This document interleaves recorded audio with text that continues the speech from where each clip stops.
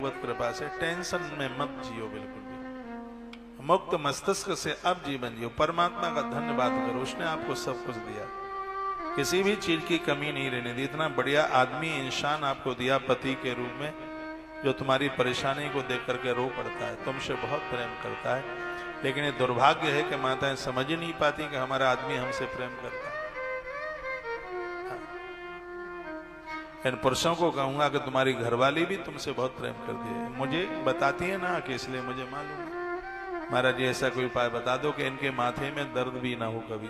पहले तो हम जानते नहीं थे इनके अब पता चला है कि माताएं पति का नाम नहीं लेती, इसलिए ये इनके ऐसे बोलती रहती, पता लग गया था। बहुत प्रीति पूर्वक पूजा में दोनों बैठिए। कितना भी आपके पास काम हो, इतना काम हो समझ ना रहा हो, लेकिन जिस समय पति पूजा में बैठा, भले 5 मिनट के लिए आप आगे बैठे, उसके पास आकर के बैठ जाइए।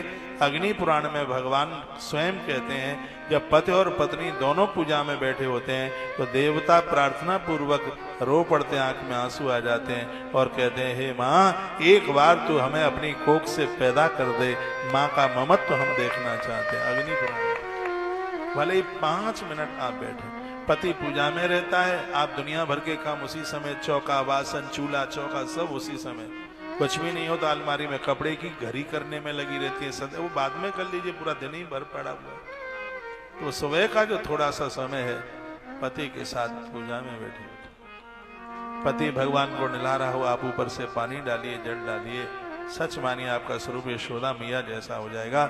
नंद बाबा पूजा करते हैं, यशोदा मैया ऊपर से जल डालती रहती है, बड़ा आनंद होता है। कदम के फूल मैया लेके आती है, पूजा में बड़ा आनंद होता है। यही तो ये चीजें हैं जो हमारी वृद्धावस्था में कष्ट नहीं आने देंगे। आज तो युवा हैं, शरीर में इतनी ताकत है, लेकिन यह शरीर एक दिन बूढ़ा हो जाएगा, बिल्कुल बूढ़ा, चला नहीं जाएगा, इतनी कमजोरी आ जाएगी। जो समय सुबह का होता है, फिर दोपहर, फिर संध्या को तो सूर्य ढल ही जाता है, तो जो जवानी आई है ये रहेगी नहीं। 3 बातें मेरी हमेशा याद रखना, 3 चीजें कभी भी टिकाऊ नहीं है।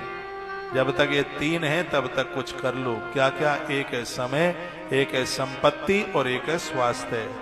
ये टिकाऊ नहीं है, ये रोज खत्म हो रहे हैं।